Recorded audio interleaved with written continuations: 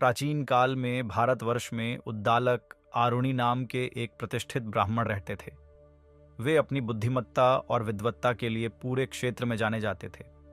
वे एक कुशल पुजारी थे जो वैदिक अनुष्ठानों के प्रदर्शन में निपुण थे, लेकिन धीरे धीरे उनकी साधना पर एक धुंध छा गई थी।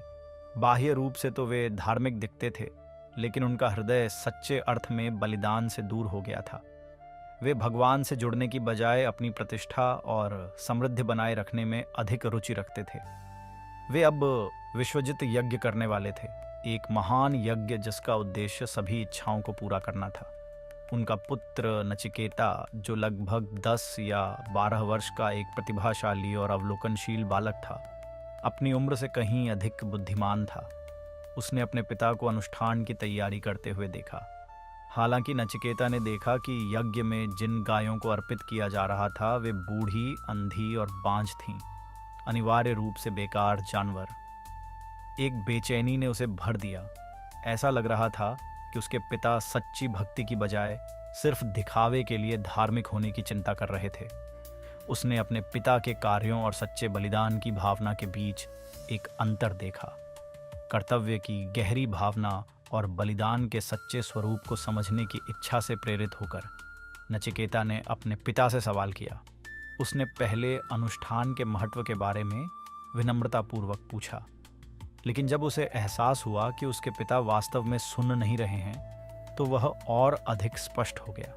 अंत में उसने साहसपूर्वक पूछा, पिताजी, आप मुझे किसको अर्पित करेंगे?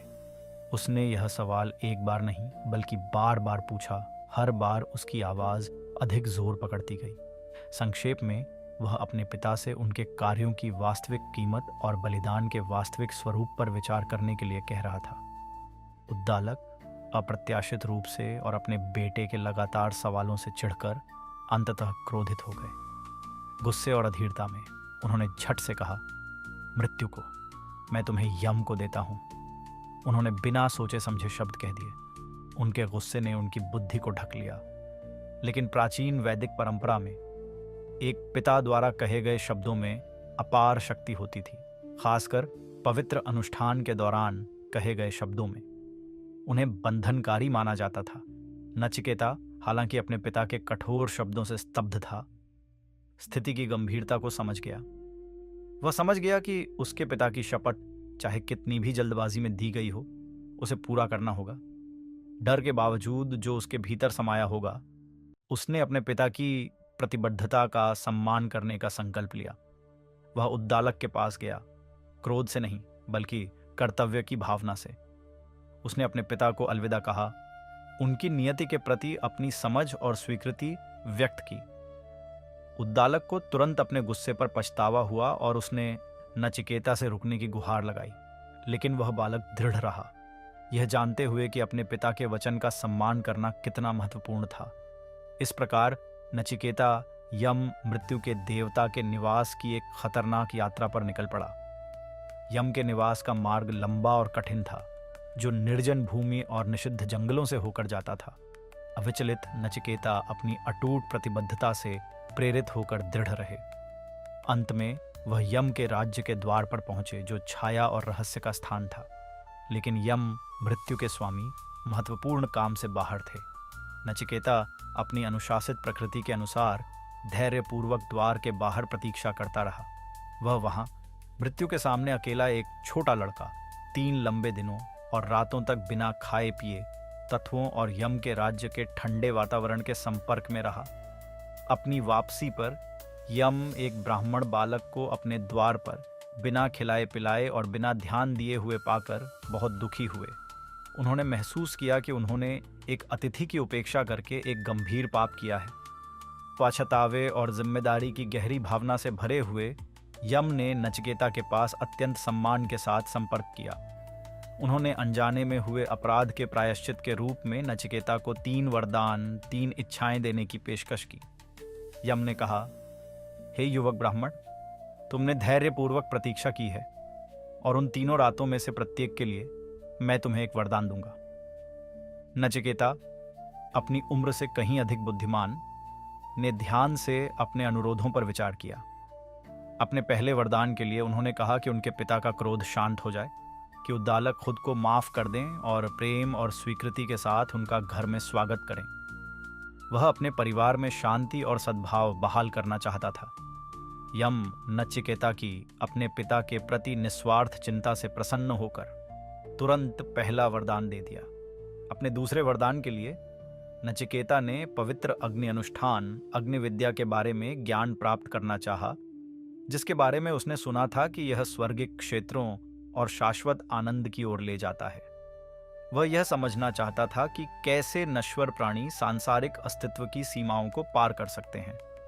यम नचिकेता की पवित्र ज्ञान की लालसा से प्रभावित होकर अग्नि विद्या के जटिल विवरणों का सावधानी पूर्वक खुलासा किया, इसके प्रतीकात्मक महत्व और इसे करने के उचित तरीके की व्याख्या की। लेकिन यह नचिकेता का तीसरा और अंतिम वरदान था, जिसने वास्तव में उसे अलग कर दिया और यम के साथ उसकी मुठभेड़ को आध्यात्मिक इतिहास में एक महत्वपूर्ण क्षण में बदल दिया। धन, शक्ति या लंबे जीवन के लिए पूछने के बजाय नचिकेता ने अंतिम प्रश्न पूछा, हे यम, मुझे बताओ कि मृत्यु के बाद क्या होता है। कुछ कहते हैं कि आत्मा का अस्तित्व है और अपनी यात्रा जारी रखती है। दूसरों का कहना है कि यह अस्तित्व में नहीं रहता है। मैं मृत्यु के पर्दे के परे क्या है, इसके बारे में सच्चाई जानना चाहता हूं। यह एक ऐसा प्रश्न था जिसने युगों से संतों और देवताओं को समान रूप से चकित कर दिया था। यम इस प्रश्न का उत्तर देने के लिए बहुत अनिच्छुक थे। वे जानते थे कि मृत्यु और परलोक का स्वरूप एक गहरा और जटिल रहस्य है, जिसे समझना सबसे प्रबुद्ध प्राणियों के लिए भी मुश्किल है। उन्होंने यह भी महसूस किया कि उत्तर को आसानी से गलत समझा जा सकता है, जिससे भ्रम और निराशा हो सकती है। इसलिए उन्होंने नचिकेता को रोकने की कोशिश की। इसके बजाय उन्हें सांसारिक धन, लंबा जीवन, सुंदर युवतियां और बेशुमार राज्य देने की पेशकश की। यम ने कहा, कुछ और मांगो नचिकेता। ये सुख और संपत्तियां हैं जिनका कुछ नश्वर प्राणी सपने में भी नहीं सोच सकते। नचिकेता तथापि अप्रभावित रहे। उन्होंने महसूस किया कि सभी सांसारिक सुख क्षणिक और अंततः असंतोषजनक हैं। उन्होंने समझा कि धन और शक्ति अस्थायी हैं और स्थायी सुख प्रदान नहीं कर सकते। अटूट दृढ़ विश्वास के साथ उन्होंने उत्तर दिया, ये आनंद क्षणिक हैं हे यम। वे खेत के फूलों की तरह मुरझा जाते हैं और फीके पड़ जाते हैं। लंबा जीवन भी केवल एक सांस है। मैं इन क्षणिक चीज़ों को नहीं चाहता, बल्कि शाश्वत सत्य स्वयं का ज्ञान चाहता हूँ, जो जीवन और मृत्यु दोनों से परे है। यम नचिकेता की बुद्धि और अटूट संकल्प से चकित थे।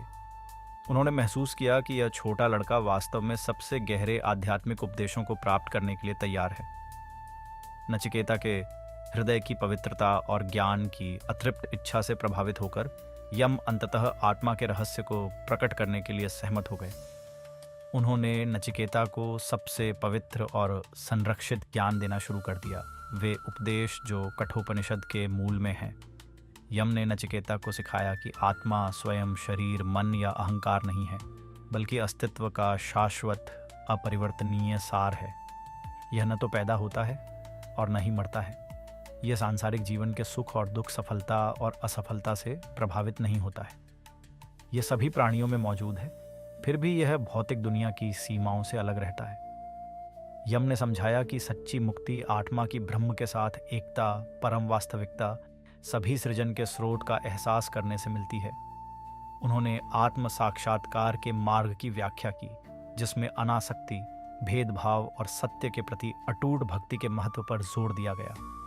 यम से यह गहरा ज्ञान प्राप्त करने के बाद नचिकेता अपने पिता उद्दालक के पास लौट आया। एक परिवर्तित और प्रबुद्ध प्राणी, वह अपने साथ न केवल अपने पिता के क्रोध को शांत करने, बल्कि उस शाश्वत ज्ञान को भी लेकर आया जो उसे और अनगिनत अन्य लोगों को मुक्ति के मार्ग पर मार्गदर्शन करेगा।